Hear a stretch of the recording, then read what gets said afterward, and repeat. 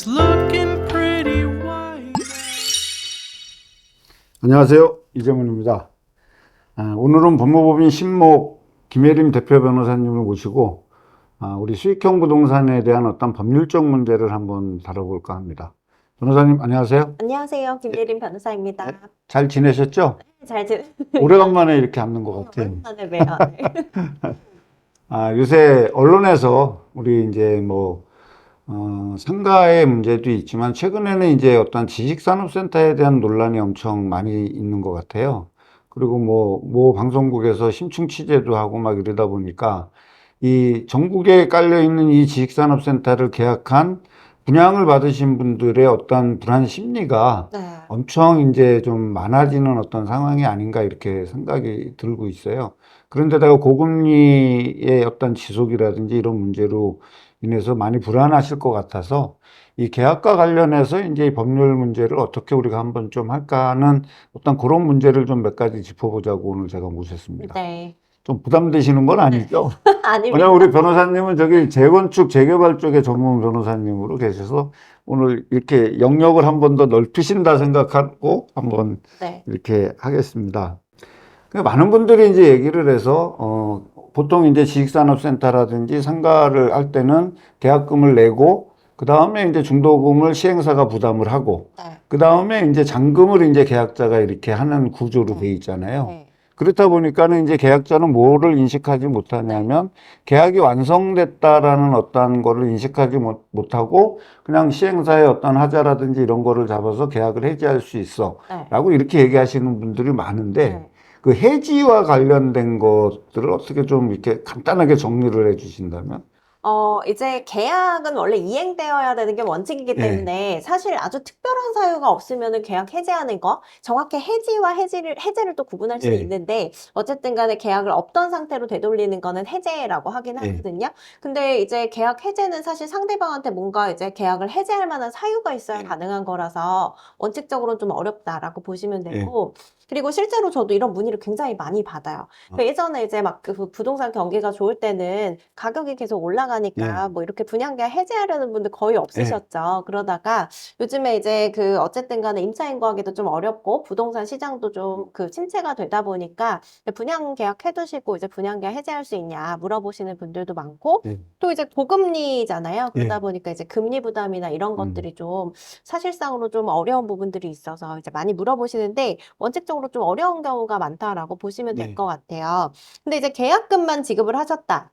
라고 하면은 이제 보통 계약금 해제라는 게 가능할 수가 있어요. 그러면은 계약금을 포기하고 상대방한테 어떤 귀책 사유나 잘못이 없더라도 이제 계약금을 포기한 상태에서 해제하는 게 가능하다라고 보실 수가 있는데, 이것도 뭐 이제 그 계약서에 계약금 해제가 불가하다라는 조항이 있으면은 계약금 해제가 불가하다라고 보시면 되고요. 이 계약금을 또 한 번에 내시는 경우도 있지만 뭐 1차, 2차, 3차 이렇게 나누시는 경우도 있거든요. 그러면 이게 계약금을 전부 다 낸 상태가 아니면 계약금 해제가 또 어렵다라고 보시면 되기 때문에, 예를 들어 계약금이 보통 10%에서 20% 정도 정하시잖아요. 그러면은 뭐 10억짜리를 분양받았으면 한 1억 정도가 되겠죠. 근데 1억 중에서 이거를 뭐 3천만 원씩 그 세 번에 나눠서 내기로 했다라고 하면은 3천만 원만 낸 상태에서는 이 계약금을 포기하고 해제가 안 된다는 거예요. 그래서 그럼 변호사님 말씀은 3천만 원, 3천만 원, 3천만 원을 해서 3회에 걸쳐서 10%의 계약금이나 20%의 계약금을 내기로 했는데 제가 6천만 원을 냈어요. 쉽게 얘기해서. 그러면 계약 해제가 안 된다 그러면은 나머지 계약 잔액을 납부해야 되는 건가요? 납부를 하고 포기하고 계약금 해제는 가능하다. 그러니까 이제 계약금 단계에서 중도 해지는 불가능하다. 네, 이렇게 저희가 받았습니다. 납입하기 전까지는 예. 어렵다라고 보시면 되고, 이제 계약금 단계에서는 어쨌든 간에 상대방한테 어떤 귀책 사유가 없더라도 계약금 포기하는 형태로 해제가 가능하기는 한데, 중도금을 이제 조금이라도 이제 납부를 하셨다라고 하면은 이제 그때부터는 상대방한테 어떤 계약을 해제할 만한 사유가 있어야만 가능하다라고 보시면 되는데요. 그 대표적으로 이제 그 계약서에 보시면은 뭐 입주 지연 같은 것들로 이제 해제를 하시는 경우가 많아요. 그래서 보통 2개월이나 뭐 3개월 정도 이제 조항을 두시는데, 입주 예정일을 기재를 하시거든요. 근데 그때로부터 이제 2개월, 3개월 이렇게 지연되면은 계약 해제할 수 있다라고 이제 조항이 들어있는 경우에는 그런 입주 지연을 이유로도 계약 해제하는 것도 가능하고, 그리고 이제 그 뭐 계약상의 의무를 따져보면은 이게 분양을 받으시는 분들은 분양 대금을 납부하실 의무가 있는 거고, 이제 분양자는 또 이제 잔금을 납부하는 예. 기일까지 소유권 이전 등기를 넘겨주고 이제 완전한 소유권을 취득하게 예. 해줘야 될 의무가 있는 거거든요. 근데 뭐 이런 것들이 좀 이루어지기가 어려운 상황이다. 예를 들어 완공이 그 시점에 다 안 된다거나, 그리고 뭐 소유권 이전 등기 같은 것들이 근저당이 뭐 해결이 안 돼서 완전하게 넘겨줄 수 없다거나, 이렇게 됐을 때는 이제 수분양자 입장에서는 상대방이 의무를 불이행했다라는 걸 이유로 해서 계약 해제를 할 수 있죠. 그래서 이렇게 특별한 사유가 없으면은 계약 해제는 원칙적으로 어렵다라고 보시면 그리고 이제 일반 시청자들 입장에서 가장 이제 혼선을 가지고 있는 게 뭐냐면, 그동안 이제 많은 분양률을 높이고 이제 회사의 어떤 완성도를 높이기 위해서 이제 시행사들이 이제 중도금을 대납해 주는 거죠. 쉽게 얘기해서 중도금 이자를 대납해 줘 갖고 이제 대출을 받아 갖고 했는데, 실제로 이제 이게 계약자들한테 돈이 전달되지 않잖아요. 그러니까 계약자들은 그냥 은행과 시행사만 왔다 갔다 하면서 이제 나중에 세금계산서를 이제 발부하거나 아니면 이제 이런 식으로 해서 이제 부가세 환급을 받고 하는 과정인데, 이렇게 됐기 때문에 계약이 완성되지 않았다라고 많이 생각들을 하고 계시거든요. 그러니까 시행사가 중도금을 이자를 대납했을 때 계약의 완성 시기는 언제인지요? 네, 이게 사실 저도 많이 물어보시더라고요. 네. 근데 이제 그래서 제가 어디까지 그냥 분양계 해제를 좀 물어보시면은 네. 그 분양대금을 어디까지 납부하셨냐라고 물어보면은 계약금까지밖에 납부를 안 하셨다는 거예요. 네. 근데 지금 거의 잔금 시기가 다 됐거든요. 네. 그래서 계약서상으로는 그럴 리가 없다. 중도금을 분명히 납부를 하셨을 거다라고 네. 말씀을 드리는데, 그 나중에 하시는 말씀은 이제 시행사에서 대출받아서 낸 거지 내가 낸 게 아니다라고 예. 말씀하시거든요. 예. 근데 대납이죠. 나를 대신해서 납부를 해주는 거예요. 어떻게 보면 혜택을 주는 거죠. 중도금을 대신 이제 그 중도금 이자 상당액을 대신 납부를 해주는 형태로 이제 혜택을 준다라고 볼 수가 있기 때문에, 이게 그 시행사에서 대출 받아서 대납을 해줬더라도 이제 내가 그 중도금을 낸 것과 같다라고 네. 보시면 되거든요. 네. 그래서 이제 아까 말씀드린 것처럼 중도금을 일부라도 납부를 하게 되면 그때부터는 계약금을 포기하고 해제하는 게 불가능해지거든요. 예. 그래서 이렇게 시행사가 뭐 중도금 대출을 해서 요거를 이제 납부를 했다라고 하더라도 이거는 이제 내가 낸 중도금으로 볼 수 있다라고 볼 수가 있기 때문에, 이때부터는 이제 계약 해제가 좀 어려워진다라고 보실 수가 있을 것 같아요. 그러니까 이제 만약에 중도금이 이래라도 이제 시행사가 대납을 했다라고 얘기하면 일단 계약은 완성됐기 때문에 일반적으로 우리가 알고 있는 법률 상식으로 계약은 해지할 수 없다. 네, 계약금을 포기하고 해제가 안 되는 거죠. 예, 그러면 이제 아까 이제 말씀하신 대로 준공이 지연돼 가지고 네. 이제 하거나 이제 이런 해제 사유가 발생되지 않는 이상은 스스로 계약은 포기할 수 없다라고 우리가 이해하면 네, 그렇게 되겠네요. 보시면 될 것 같아요. 다만 이제 당사자가 합의해서 해제하는 거는 가능한데, 예. 그게 아니라고 한다면 지금 뭐 계약상에 어떤 위반 사항이 있어야만 해제가 가능한 거라서, 이제 중도금을 뭐 대납을 했든 내가 직접 냈든 이제 1회라도 납부를 했다라고 하면은 계약금 포기하고 해제가 불가능하다라고 보시면 돼요. 근데 이제 일반적으로 또 이제 우리 소비자들이 이제 아는 거는 과잉 광고. 네. 그 다음에 이제 우리가 분양 네. 분양받는 그 시점에 이제 분양 상담사들이 네. 뭐 과도하게 뭐 시설이 들어온다, 뭐가 들어온다라고 이제 이렇게 얘기했음에도 이제 그게 안 됐을 때 이제 우리가 일반적으로 과대 광고라고 보잖아요. 네.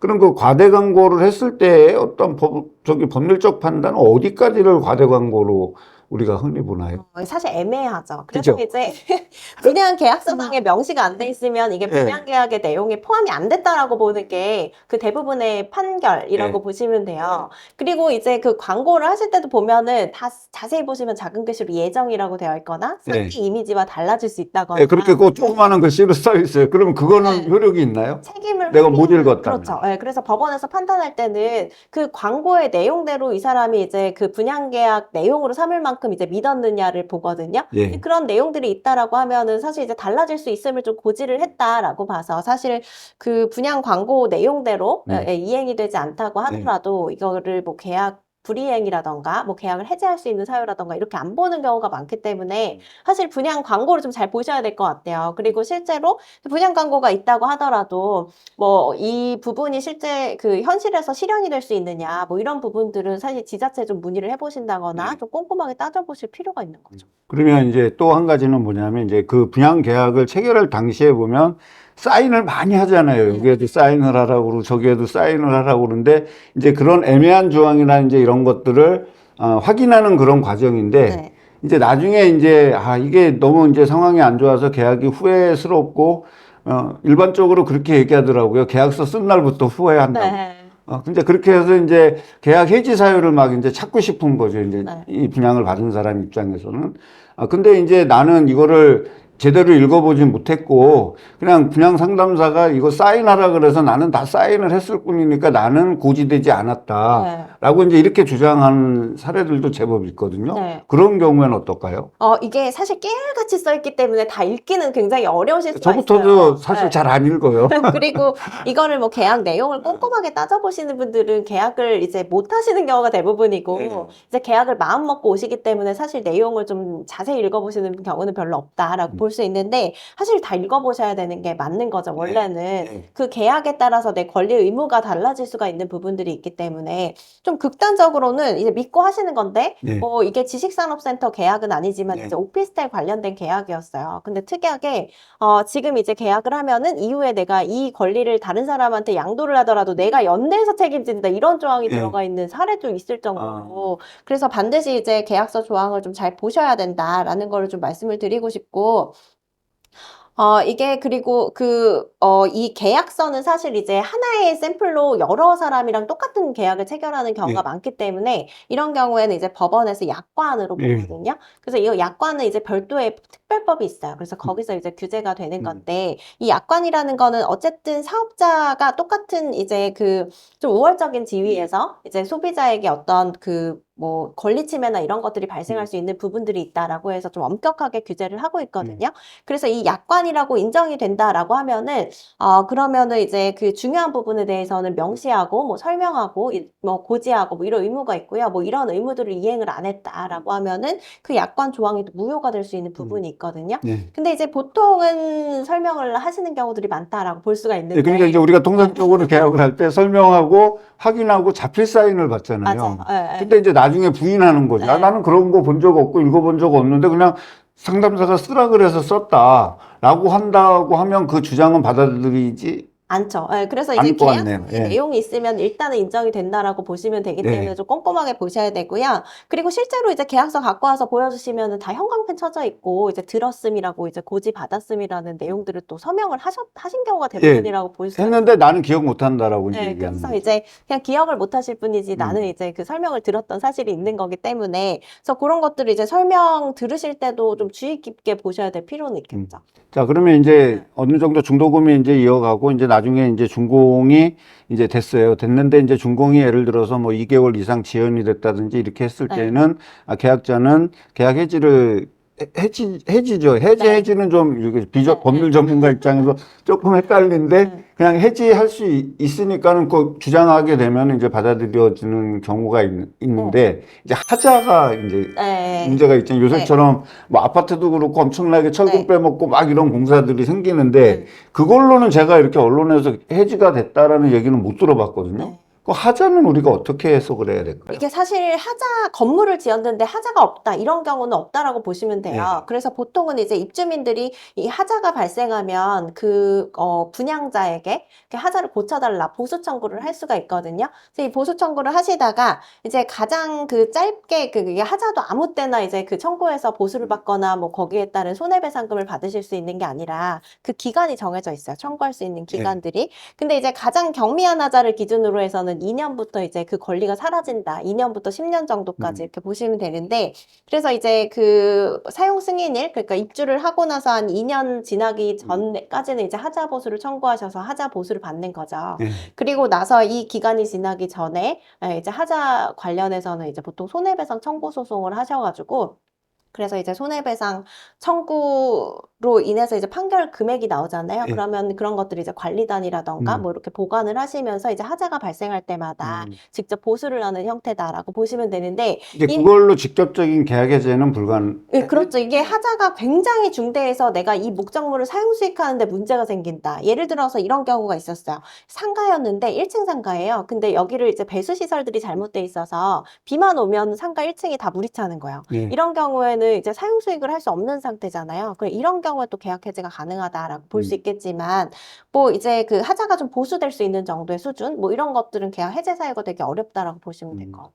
이게 이제 우리가 많은 이 정보의 홍수 속에서 살고 있지만 지금 오늘 변호사님 말씀 들으니까 우리가 잘못 알고 있는 상식도 되게 많다라는 거죠. 그러니까 네. 상식과 법률은 틀리기 때문에 조금 의심스럽거나 계약에 문제가 있다 그랬을 때는 반드시 자문을 받거나 확인을 하는 게 우리가 좀 이렇게 현대인의 어떤 필수적인 조건이 아닐까 이런 생각이 듭니다. 네, 그래서 항상 보시면은 이게 말씀하시는 게 난 네. 사실상 이렇게 많은 피해를 입었는데 왜 이게 법적으로 청구가 안 되냐라고 많이 물어보시는데 이제 법적으로 내가 구제받을 수 있는 부분들은 굉장히 한계가 있다라고 네. 보시면 돼요. 그래서 사전에 좀 검토를 하시는 게 좋고 이게 그 사후적으로는 좀 구제받기 어려운 부분들이 있다라는 그러니까 도장 찍을 때 잘해야 되겠네요. 있지. 도장 찍기 전에 모든 거를 확인하는 어떤 습관을 기르지 않으면 나중에 낭패를 볼 수 있겠다라고 이제 저희가 해석하면 되겠다. 오늘 지금 이제 우리 그 워낙 유명하신 우리 변호사님 섭외하기가 되게 어려웠거든요. 근데 이제 오늘 또 이렇게 해서 아마 이렇게 수익형 부동산과 관련돼 있는 계약의 원론적인 얘기를 했고요. 다음에 이제 모셔서는 한번 이 질문을 여러 가지를 한번 받아봤습니다. 저희가. 질문을 받아본 거를 하나하나씩 제가 대신해서 질문하고 변호사님이 답변하는 그런 시간을 한 번 더 갖도록 하겠습니다. 네. 오늘 나와주셔서 고맙습니다. 감사합니다.